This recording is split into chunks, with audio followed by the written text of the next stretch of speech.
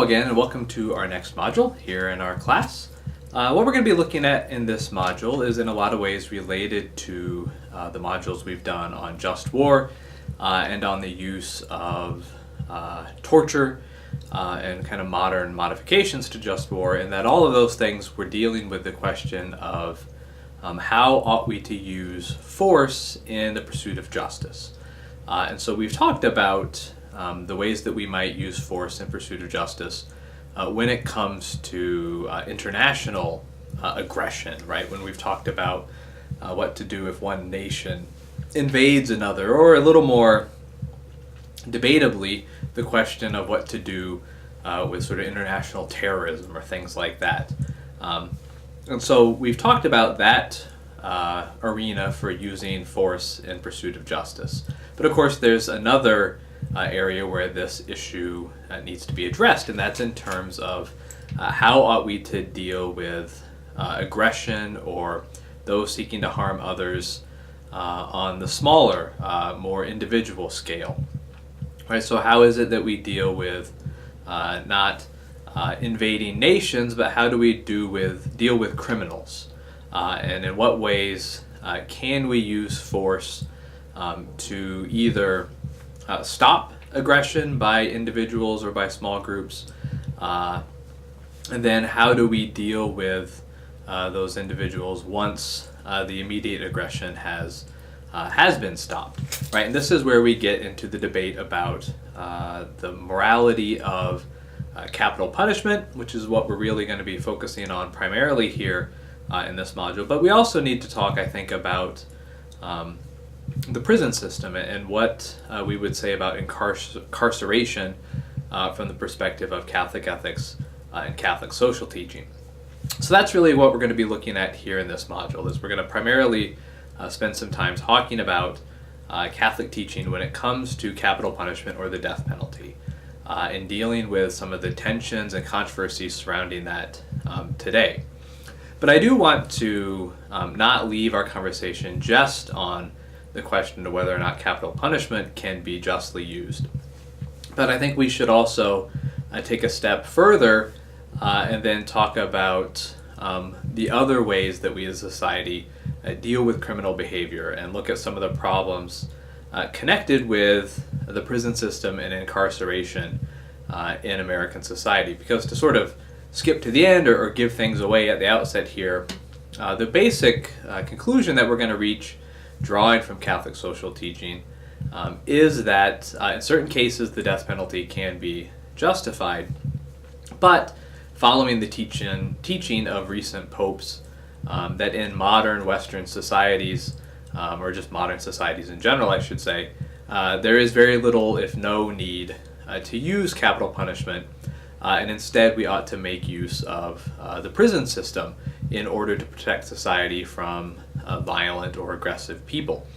And that is kind of a nice way of, I think, resolving that, and we'll get to how we work out that conclusion here in a minute. But I don't think it's safe to say that we can just leave the discussion at that point, because if we go a little further and look at how the prison system works in America, there are also a significant number of problems that are going to come up in terms of Catholic social teaching when we take that step. And so I do want to at least touch on and raise some of the problems in America's prison system today. So that's really what we're going to try to do here. And so I guess then the first step in this plan that we've laid out is to talk about the basic Catholic view on capital punishment, and really start us off by dealing with kind of a fundamental tension when it comes to thinking about capital punishment or the death penalty from a Catholic perspective. So what is this basic tension I'm talking about when it comes to dealing with the death penalty from a Catholic perspective? Well, I mean, the basic tension could be spelled out this way, right? On the one hand, we have a lot of things in Catholic teaching that would lead us to the conclusion that we ought not to be using the death penalty, right? So if you are following Catholic teaching or Catholic news in any way over the past few decades, you will have undoubtedly heard that John Paul II, Pope Benedict XVI, and Pope Francis have all argued for essentially the cessation of the use of the death penalty in the modern world, right? They have all strongly advocated that it is time to move away from the death penalty. We also hear more generally in a lot of circles in the Catholic Church today an endorsement of the culture of life, right? And the idea is that there's a big fight going on in our society, that we have the culture of death on one side and the culture of life on the other. And that along with things like abortion and euthanasia, the culture of death would also include, amongst other things, the use of capital punishment, right, in the death penalty. And that these things are all lumped together as kind of attacking the intrinsic dignity, the intrinsic value of all human life. And just as we as Catholics ought to be opposing abortion and euthanasia, we ought then also to be opposing capital punishment. And so there are some very strong messages leading us to conclude that we really ought not to approve of the use of the death penalty. On the other hand, there are other forces, right, contributing to this tension. Because when we look at Scripture, we can see very clearly throughout Scripture countless references to the death penalty and even endorsements of or commands for the use of the death penalty. Just a few days ago in one of my Bible courses with the undergraduates, I was talking about the Battle of Jericho, right? And of course, after the walls come tumbling down, as we all learned in the songs in Sunday school class, Achan very famously takes some of the loot from Jericho, which he was supposed to leave for God. And as a result, after a punishment from God and losing the next battle, and then a process of discernment, once they conclude that Achan is guilty of this, not only is he put to death, but his family is put to death along with him. So it is very clearly commanded that they are to be put to death. And of course, when we read the law in Exodus or in Deuteronomy, there are numerous violations of the law that incur the death penalty. Of course, including things like murder, but also very famously including things like persistently rebellious teenagers, all being assigned the death penalty. And of course, when we come to the New Testament, we get Jesus saying, turn the other cheek, but we also have very famously Romans 13, where Paul says that the state or the government does not bear the sword in vain, right? That the state has the power of the sword in order to punish wrongdoers. And so we find really kind of throughout the biblical tradition acceptance of and endorsement of the idea of capital punishment. And of course, in tradition, capital punishment is used extensively. It is supported by St. Augustine for any number of reasons, and it is supported pretty consistently throughout church history as well. And of course, when we look at faithful Catholics today, right, this is a place where many Catholics who would accept the Church's teaching on most other issues take issue with this and say that they believe, in fact, that capital punishment is moral, is correct, and that they would beg to differ when it comes to the recommendations of recent popes or the U.S. bishops and their statements. So then the question is, how do we reconcile these things, right? How do we reconcile, on the one hand, the calls from recent pontiffs to move away from the death penalty, and even arguing that we have a moral obligation to stop making use of the death penalty, and this pretty broad spread, pervasive support for the death penalty through Scripture, through tradition, and in the beliefs of many faithful Catholics today. How do we deal with that tension, right? And for those of you who are going to be teaching in a parish or in a school, again, even in places where there's not a lot of dissent from church teaching on other controversial issues like sexual ethics or abortion or euthanasia, this is a topic where even many Catholics who would agree with the Church's teaching on those sorts of issues are going to take issue and are going to disagree. So how do we go about addressing those disagreements and making sense of them? Well, that's really what I want to turn to and look at here.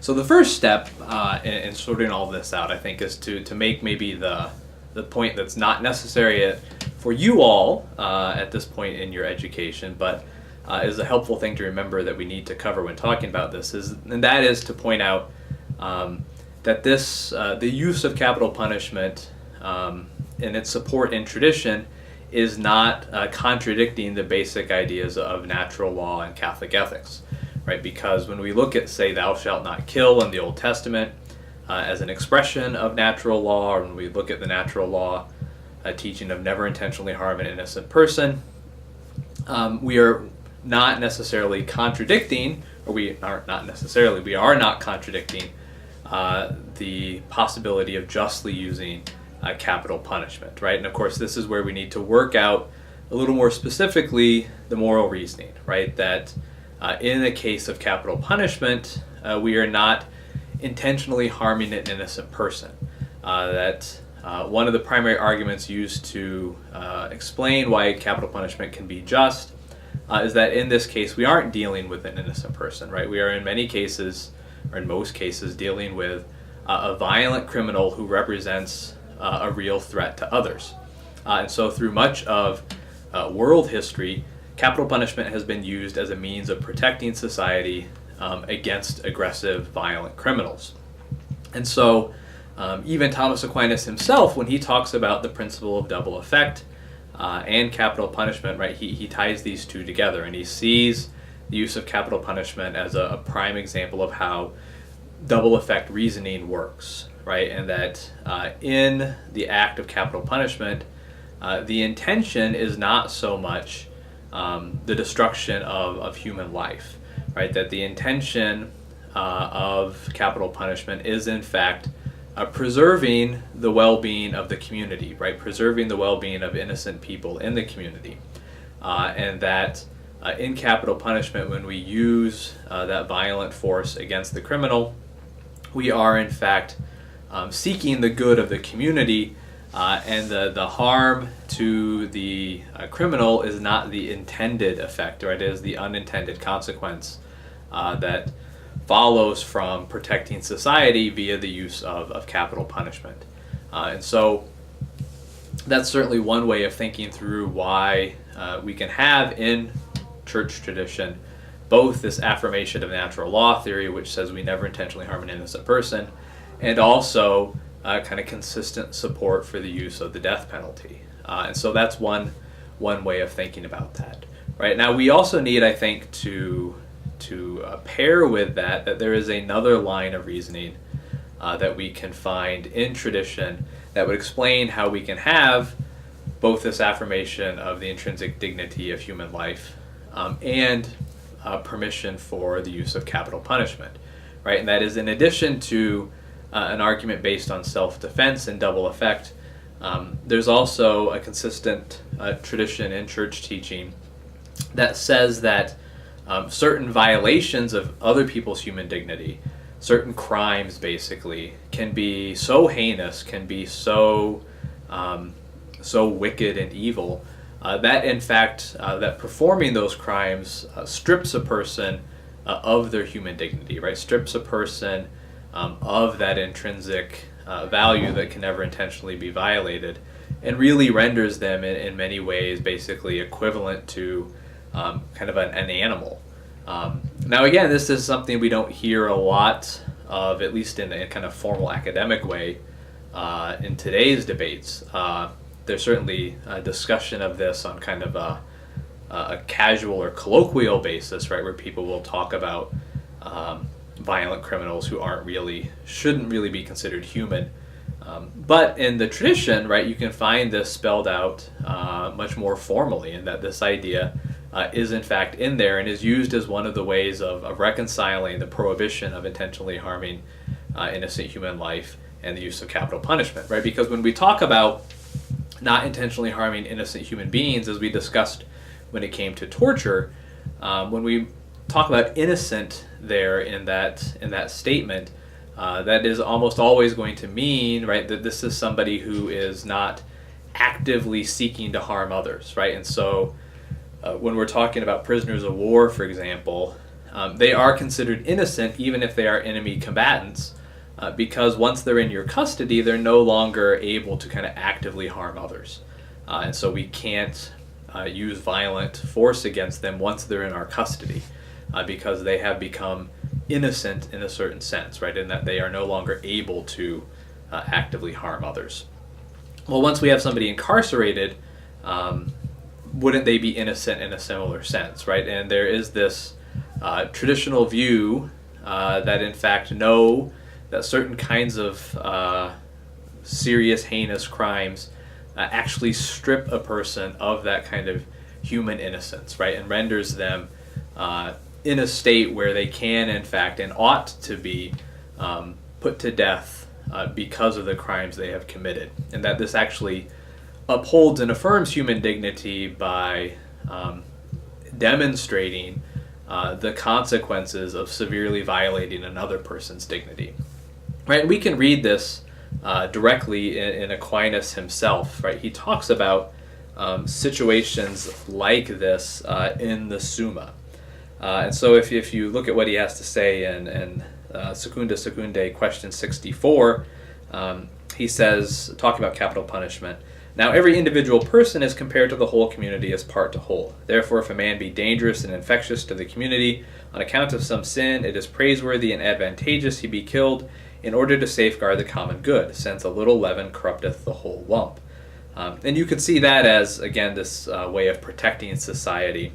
But here you also have, right, with this reference to the leaven, the idea of a kind of an evil influence permeating the society, and that we need to remove that evil influence, right? And this is coming more to the second way of thinking about capital punishment and natural law, where a person has become subhuman, basically, by the actions they've performed.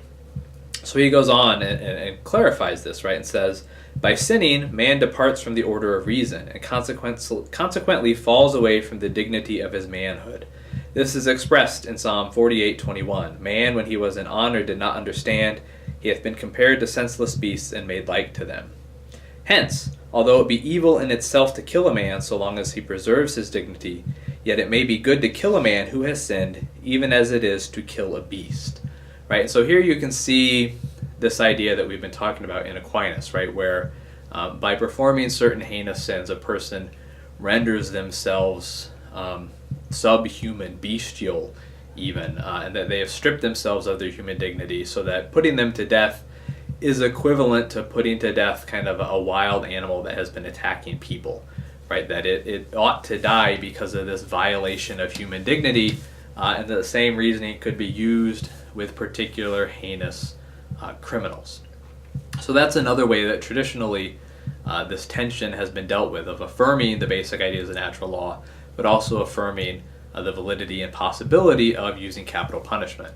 Okay then, so we've just talked about how traditionally there are these two ways of reconciling the use of capital punishment with natural law, with Catholic ethics generally speaking. So then, if that's true, why is it that John Paul II, Benedict XVI, Pope Francis have all come out very publicly and adamantly calling for the end of the use of the death penalty?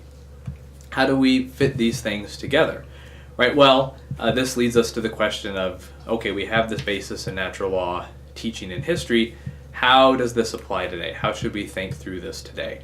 And so this is where the argument is really kind of taking place, because we all would need to affirm, and the popes I just mentioned would all affirm that, yes, historically there has been acceptance of this, and even they would say, and if you look, for example, in the Catechism, or if you look in John Paul II's Evangelium Vitae, you'll see there, right, an affirmation of the fact that, yes, there could be certain circumstances in which the death penalty is in fact just.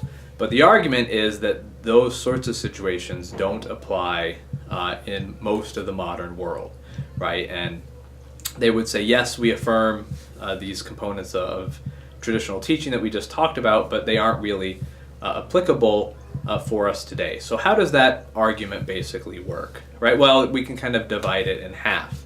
So first of all, in terms of dealing with The first argument we presented, and really the one that's borne the primary weight throughout history, the idea of capital punishment being a form of self-defense. The argument is very simple, right? And you can see it in St. John Paul II's work, right, where he says, look, the advent of modern criminal justice systems, modern penal systems, means that we have non-lethal ways of protecting society from violent criminals. Now, this is not to say, of course, that we can perfectly control violent criminals in a prison setting, right? And we all, I'm sure, have heard many news reports and stories of how violence can continue in the prisons, and that there are serious problems and challenges in terms of dealing with that. But the basic argument is that yes, while there are difficulties, this is still a surmountable challenge, right? That we can still largely protect society from these individuals, and that with enough time and dedication and resources, we could in fact incarcerate people, even violent criminals, in ways that will protect others from their attacks. And so essentially, the argument for capital punishment as a form of self-defense or defense of the innocent is rendered moot by the existence of sophisticated modern prison systems. Now again, this isn't to say there aren't problems, but that basically we can accomplish that good with less than lethal force. Right? And again, if we go back to, say, what St. Thomas said about justifying capital punishment as a form of self-defense, right, he very explicitly makes the point that when we permit the use of force in self-defense, we don't permit excessive force. Right? That if a person can stop an unjust attacker with modest force or with non-lethal force, it is in fact immoral to go beyond that. Right? It is immoral to use lethal force when a more moderate use of force would still prevent the injustice. And so the same thing would be true here. If we can protect society from criminals without the use of the death penalty, using the death penalty for those purposes is excessive force and therefore immoral. So that would be dealing with half of it. So what then do we say to the argument that this isn't necessarily just about defense, but it is in fact about preserving the sanctity of human life by showing the gravity of its violation through the execution of people who perform certain heinous crimes? How do we deal with that? Right, and this is obviously a more complex argument in some ways, right? It's not the sort of thing where we can just point to a modern prison and say, look, this solves the problem. But I think there can be fairly persuasive argument that this line of reasoning no longer applies, at least in most places today. And I will point you to an article by Cardinal Dulles, who very much, he has a real gift for synthesizing kind of complicated issues. So he does this with a number of different theological topics. And so he did a talk on capital punishment where he kind of synthesized the tradition. And he deals with this issue, right? And he talks about, and I think persuasively argues that in current contemporary Western society, this is not, in fact, the way the death penalty works, right? The death penalty doesn't perform this function of affirming human dignity by kind of expressing the gravity of violating it, right? And he argues, at least in my mind, persuasively, that in fact, the way that the death penalty is perceived and the impact it has on society is actually the opposite, right? That it is seen as a form of kind of vengeance. It is seen as a way of striking back at someone who has harmed us.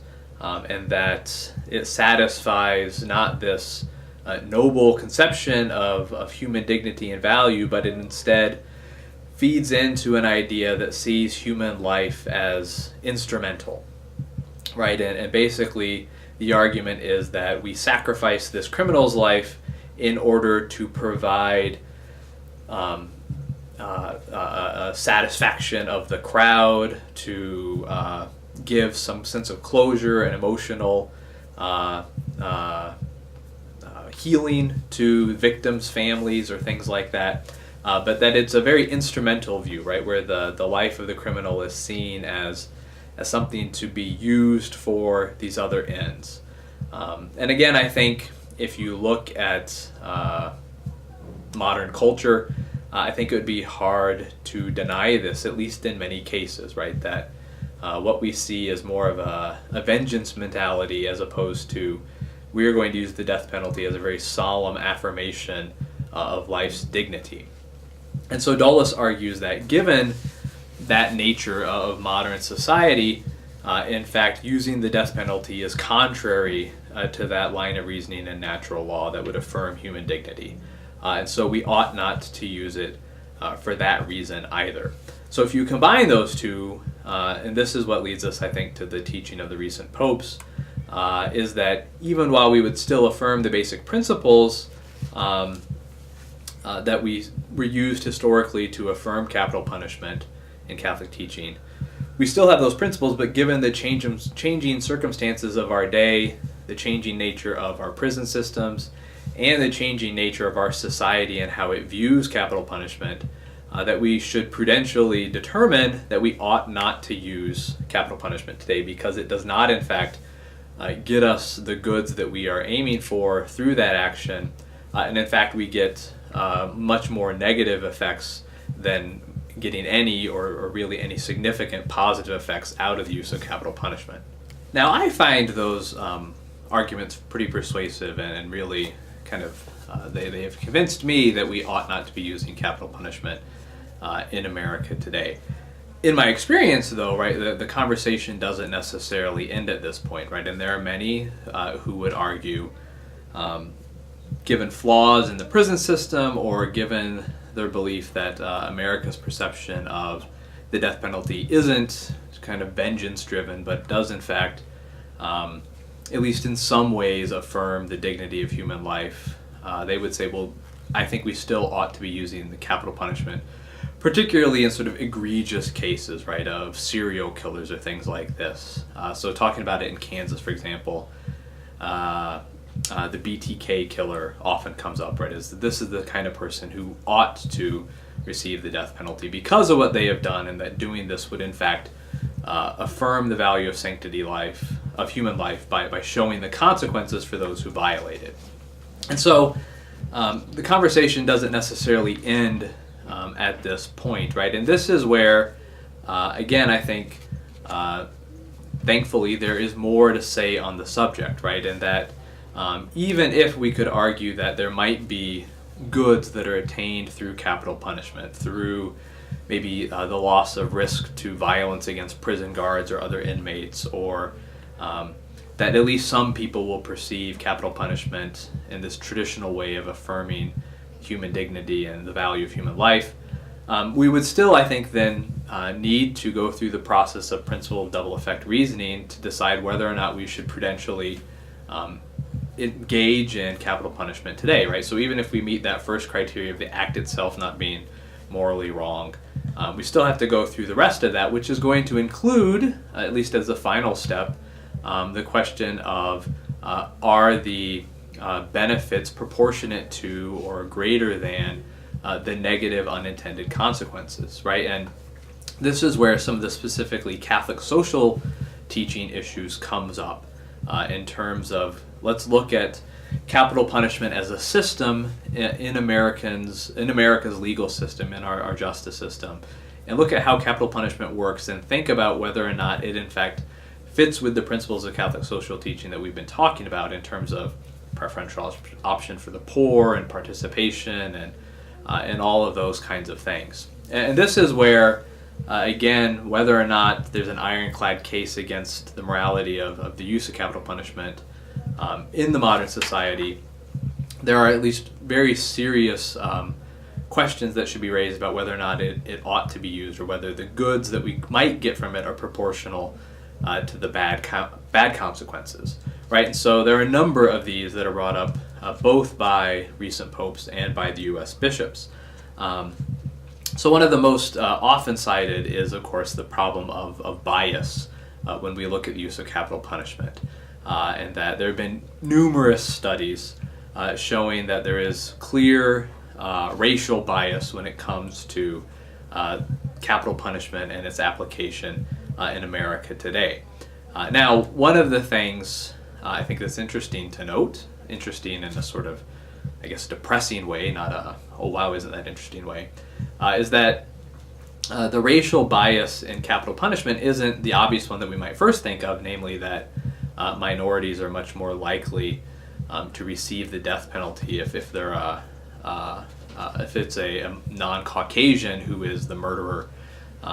Although certainly it is true that African Americans and Hispanics and other minority groups do represent disproportionate percentages of the population of people who have received the death penalty or are on death row. But the strongest correlation in terms of racial bias when it comes to capital punishment is not the race of the criminal, it is in fact the race of the victim, right? And so there is a very strong bias towards the application of the death penalty when a white person is killed, right? So if you have a white victim of a crime, it is far more likely that the guilty criminal will be convicted to death than if the victim is not white.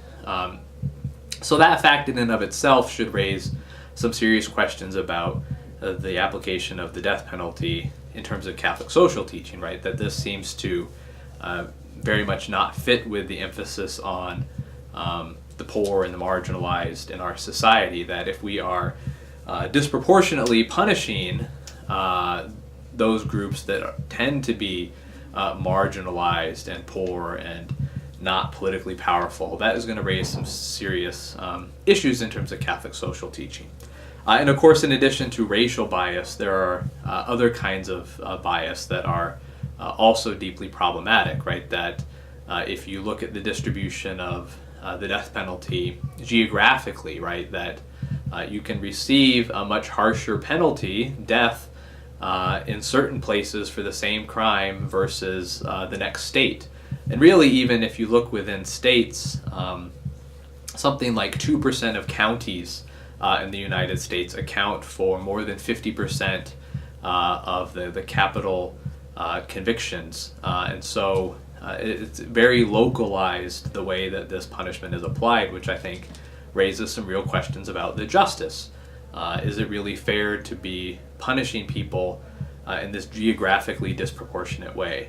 And then, of course, as we all know, those who are poor, those who suffer from different mental handicaps are disproportionately represented in terms of death row inmates or people who have been executed, right? That you're much more likely to receive the death penalty if you are poor. You are much more likely to receive the death penalty if you have various kinds of mental challenges. And all of those things have been documented numerous times, showing that this is not applied evenly and justly across our population. And of course, another significant issue in terms of the justice of how capital punishment is applied is raised by the fact that we have all heard countless cases in the news of people being exonerated while they are on death row, right? That we have seen dozens of people freed from capital punishment convictions on the basis of DNA evidence or other things that have emerged after their conviction. And of course, for a long time, right, it's been taken for granted that we have, in fact, in this country, executed innocent people. And there's a pretty clear consensus that, of course, we must have done this. And there are even a number of recent cases where the vast majority of experts would agree that we have, in fact, executed innocent people. Very famously in Texas a few years ago, there was a man put to death for the death of his family in a fire which was ruled arson. And even while the appeals were going on, while this man was on death row, there was very persuasive evidence presented by forensic experts that the science used to prove that this fire had been arson was in fact fatally flawed, and that there was no basis in the evidence for concluding that this fire had been intentionally started. But despite the pleas of numerous experts, the execution took place and the man was in fact executed for a crime he almost certainly did not commit. And so this possibility of executing innocent people, and not just the possibility, the fact that it is happening, raises very serious questions about whether this is prudent or not. And again, even if we look at Aquinas, this is not just a modern concern, right? When we look back in the 13th century, he says, again in the same part of the Summa, "Wherefore our Lord teaches that we should rather allow the wicked to live, and that vengeance is to be delayed until the last judgment, rather than that the good be put to death together with the wicked. When, however, the good incur no danger, but rather are protected and saved by the slaying of the wicked, then the latter may be lawfully put to death." So, of course, he's saying there, right, that we need to be certain that we're not putting the innocent to death. But when we can determine that and protect people, then we ought to use it. But of course, the argument would be that his situation was very different than ours, and that for a variety of reasons, he was not as skeptical of the performance of the legal system, whereas we have very strong grounds for being skeptical of that. And unlike in his time, we have other means of dealing with these criminals, where if later on we determine that a mistake has been made, we can at least partially make restitution for that. Whereas once somebody is put to death, obviously that's no longer going to be a possibility. Moving on down this list of prudential reasons, right, we could also point to the costs, right, and point out that enforcing the death penalty is exceptionally expensive, that it costs $2.5 to $5 million per execution, which is an enormous sum of money, which is obviously money that could be used for any number of social services or help for victims of crimes, as opposed to putting someone to death. And then, again, to just round this out, right, there are numerous social effects that many people would point to as consequences of the death penalty, and that in fact, by using the death penalty, we are reinforcing that culture of death that sees human life as something expendable in pursuit of some other good. So there are all these prudential reasons why, even if we could argue that some of those natural law arguments that would support the use of death penalty could still apply in the modern world, we still have these very serious prudential reasons for why we ought not to use it, given these unintended negative consequences in terms of racial injustice and bias, in terms of the almost certain conviction and execution of innocent people, the cost to society, and the impact on our culture. So then lastly, we've run through all of these arguments against the death penalty. I do, just before we leave, want to mention a couple of the arguments that are typically brought forward in response to say, well, but look, there's still these other reasons, right? And again, one of the things often raised is cost, right? And some people balk at the prospect of life imprisonment for criminals, right? So we're going to pay for this person to have 3 meals a day and room and board for the rest of their life. But again, as I already mentioned, the cost of executing a prisoner is significantly greater, right? That it costs millions of dollars for the typical execution to take place. Now, of course, proponents of the death penalty would say, well, we could deal with that if we just execute them right away, right? And the vast majority of those costs are really going to be legal costs, right, involved with the significantly greater amount of legal processing that has to go on in death penalty cases. But of course, if we just expedite executions, right, we are in fact going to radically increase the chances of innocent people being put to death. And that seems to be a very serious problem and a very strong reason for not speeding up executions, which means that in fact it is going to be cheaper to pursue life in prison for these criminals rather than putting them to death. In terms of the deterrence argument, which is again often brought forward, numerous studies are inconclusive at best in terms of showing any deterrence for violent crimes as a result of the death penalty. there is no clear evidence that the death penalty is a deterrent for violent crimes. People will often cite emotional closure for victims' families. And again, there have been studies, and this has not been, in fact, supported by the studies. And there are, in fact, studies that would make the opposite conclusion, that it's at least as likely to compound the trauma as it is to, in fact, bring healing and closure to people.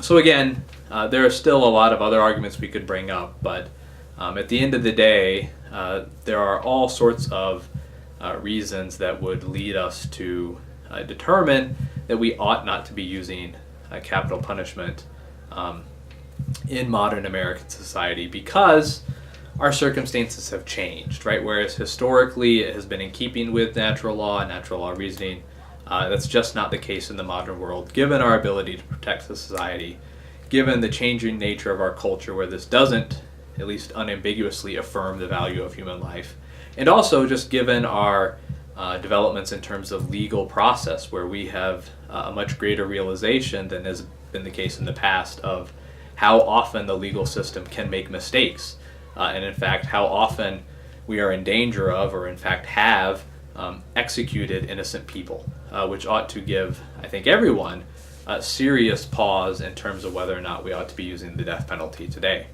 Now, if we're not going to be using the death penalty, how is it that we are supposed to deal with violent criminals? How are we supposed to deal with people who have committed heinous acts that do truly violate human dignity? Well, of course, the obvious response to this is that we use the prison system, right? And that in many of these cases, when states eliminate the death penalty, they typically pair that with decreeing that people who would have previously received the death penalty are now going to receive life in prison without parole. And so we're going to transition to the prison system and incarceration as our way for dealing with these problems. Now, I do think, as I've just argued at some length, that this is a better way of dealing with those that we would have previously used capital punishment for in the past. If for no other reason, because if mistakes are made, we can, in fact, deal with those and make at least some restitution for them. However, this does bring up this issue of the American prison system. And I think in terms of a Catholic social teaching course, this is something we need to at least comment on. Because the United States incarceration system is radically different than any other in the world.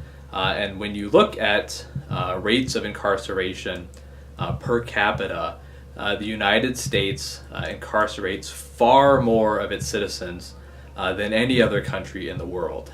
Not just by a bit, almost exponentially. That our rate of incarceration is far, far higher than any other nation, let alone any other modern developed nation in the world today.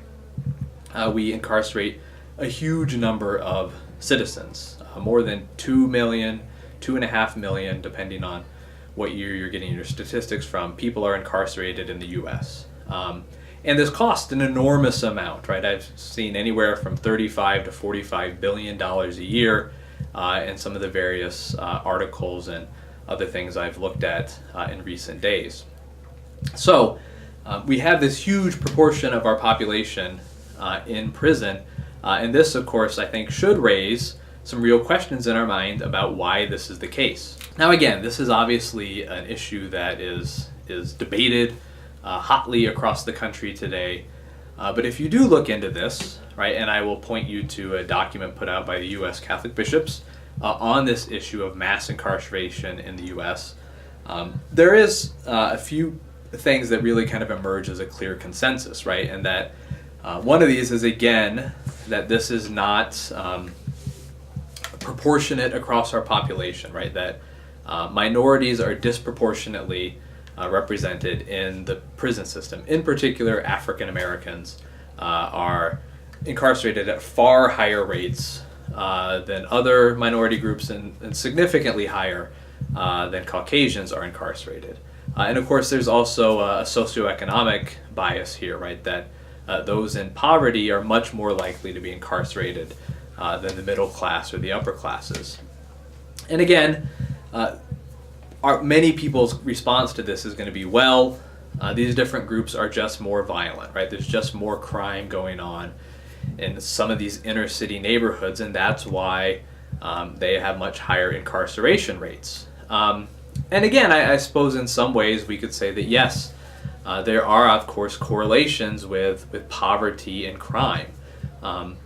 But when we're talking in terms of Catholic social teaching, we can't just end our conversation there, right? That we need to think about the systems that produce these results, right? And whether or not an individual person ought to go to prison for a particular drug violation, that is a valid thing to discuss and to think about as a society.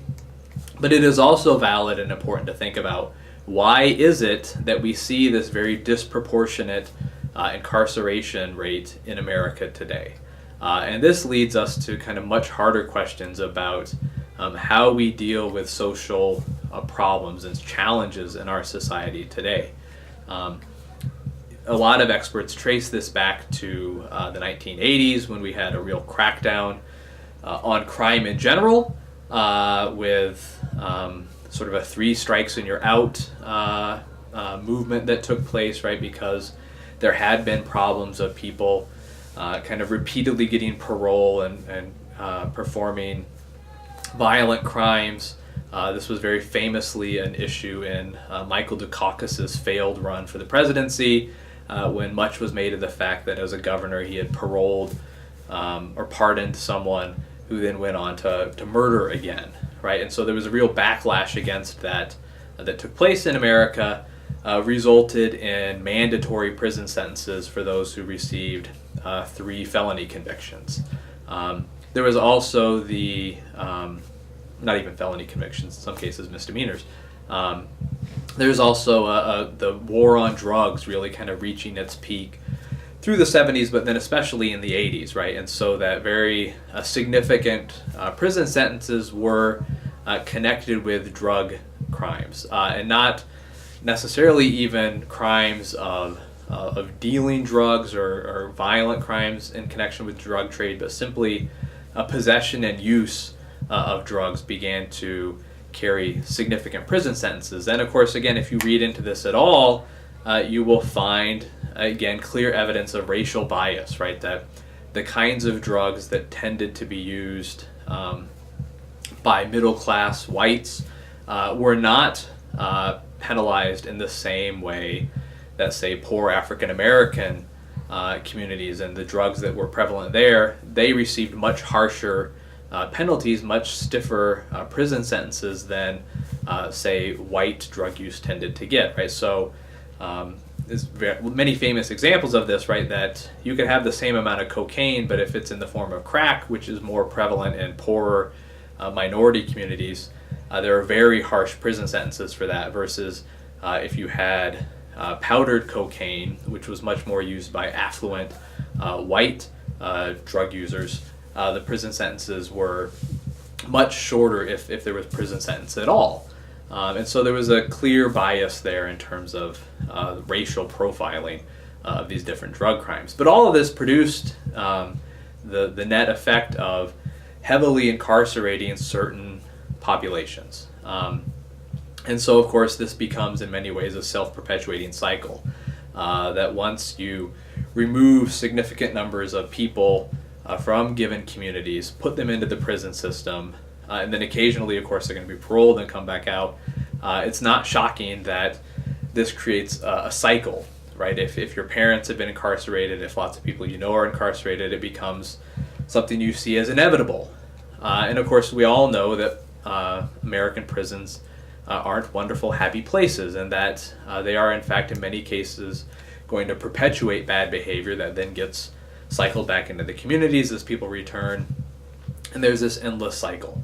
And so, again, we've already talked about capital punishment at some length, so we can't go into all of the details of this issue here. But I at least wanted to raise it, right? Because I think many Catholics are aware of the problems with capital punishment, and even those who would disagree and say maybe in certain cases we ought to use it will acknowledge that there are these real problems in terms of racial bias and economic bias in the way capital punishment is used today. But I don't often hear the follow-up to that in recognizing that we have a serious problems in terms of social justice when it comes to the way we incarcerate people in the United States today. And so I think this is a very serious issue. So I'm also, along with the capital punishment readings, going to put some readings up for you to take a look at on Blackboard, dealing specifically with incarceration in the United States. And I'll also put up a link to a PBS documentary that I recently watched on this that was very powerful in terms of conveying this sense of how a cycle gets set up, and that we have created situations where we make it almost certain that many people from certain areas are going to go to prison, and that this is both profitable to some people in our society. It allows us to dismiss lots of social problems rather than address them at their root causes. And again, I'll give you that link. You can watch it. I'd encourage you to do so. But at least I wanted to raise this issue for you to think about, and then to do some more reading and viewing of the documentary if you want to pursue this further. But for now, I should leave this at that. Very eloquent there. But we should conclude our conversation for now. And I would be happy to, of course, discuss any and all of these issues with you on Blackboard. And I would encourage you to take a look at the readings and learn more about these issues and discuss them then with me and your classmates.